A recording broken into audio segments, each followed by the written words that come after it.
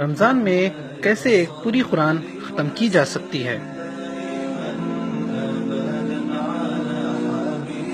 قرآن میں کل 600 صفحات ہیں۔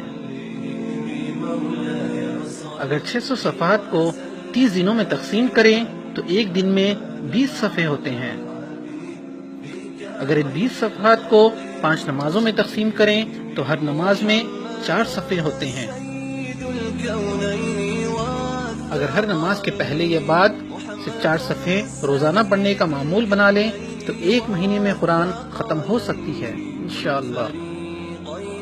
اگر اس مہینے میں 2 قرآن ختم کرنے ہوں تو 4 صفحے نماز سے پہلے اور 4 نماز کے بعد تلاوت کریں۔